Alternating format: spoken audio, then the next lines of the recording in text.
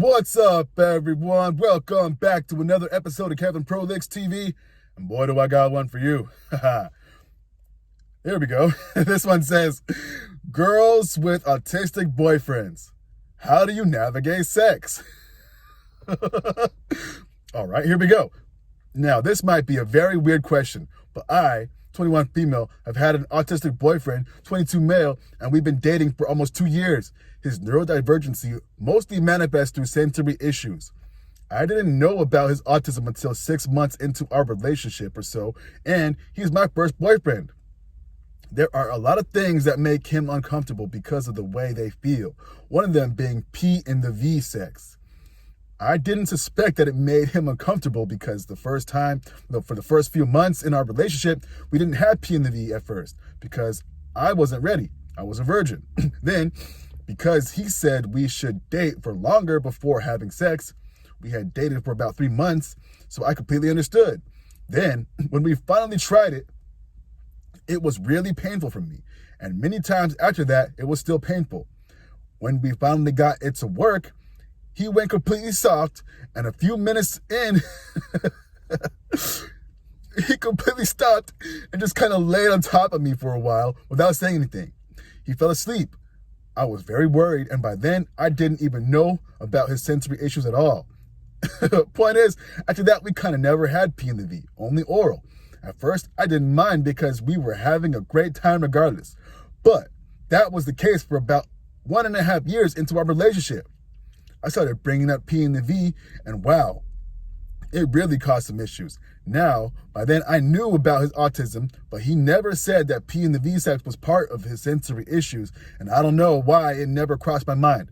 I just thought that he wasn't attracted to me and didn't want to have sex with me, which I communicated to him, and he said that wasn't the case. But when I asked what it was, he never gave me a straight answer. He just said he wasn't feeling like it. Every time. It wasn't until I told him that we should break up because we are incompatible that he told me the actual reason. I felt so bad and asked him why he hadn't told me before, but he didn't give me a straight answer. Since then, we've been able to manage having P in the V while he says he is feeling like it and can enjoy it and always stop if he's feeling like doing something else. My issue is that I still feel we're incompatible in that regard, and it's still this whole thing, and it's just been so exhausting for me. I bet it has been for him too. I would hate to break up with him over this because I really love him, but I feel like I have certain needs and preferences when it comes to sex and that he will never be able to accommodate to, and vice versa. So if anyone has been through this, let me know. All right, here's some comments. We have sex by having sex. Sometimes it lines up and we get all freaky without much verbal communication. Other times I straight up tell him I want to have sex and then we have sex. This sounds like some genuine incompatibility for you guys. One of my girlfriends is dating a man with autism and his libido is way higher than hers. He's constantly initiating. I wouldn't call this an autism man issue, but yeah, definitely more of a personal boundaries / preferences thing for y'all. You're not a bad person for wanting to break up because of it. It's better to find someone who can fit your needs and preferences in life rather than suffer trying to sacrifice them for someone who doesn't. Bingo! Another person. Random thoughts. Him being autistic doesn't mean you can't be sexually incompatible, and it doesn't mean you're a bad person if this is a deal breaker for you. You wouldn't be breaking up because he was autistic. You'd be breaking up because your needs are not being met. You have the right to be happy and satisfied too.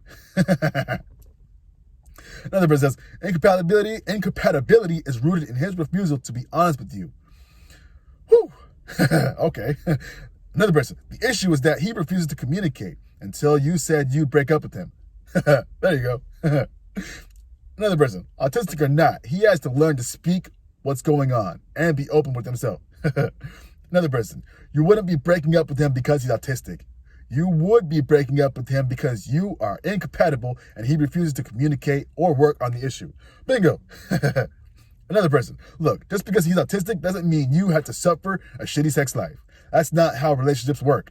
Bingo. Another person says, hey, yo, I'm autistic and a male. And I'm 30.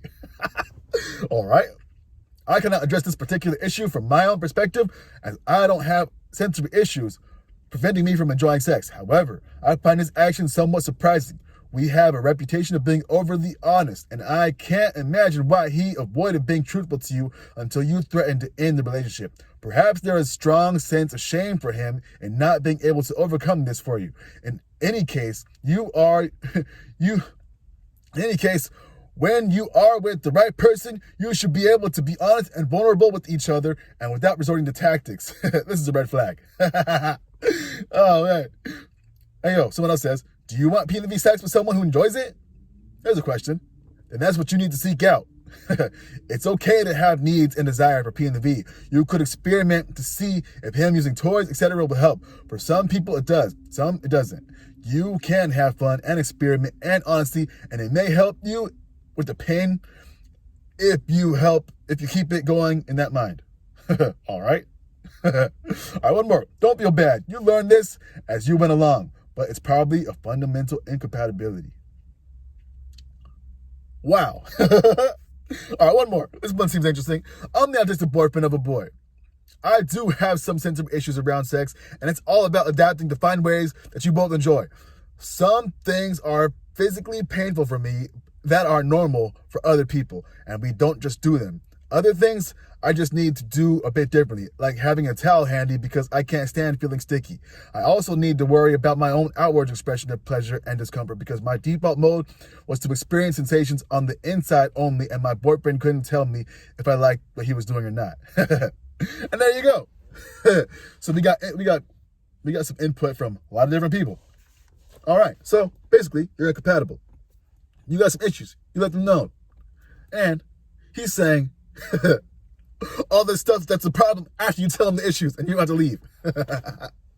Well, if you don't want to fall into a dead bedroom, you might want to ejectocito, cuz get up out of this relationship. Another thing, believe them when they tell you who they are.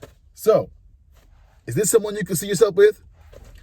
Is this someone that you want to be with and see if you can change the behaviors to match what you need? Or do you just want to find someone who could already be that person? Come on. Anyway, this has been another episode of Kevin Prolex TV. Make sure you like, comment, subscribe, and share. Hit me with a super chat in the description box. And I'll see you in the next one. Peace.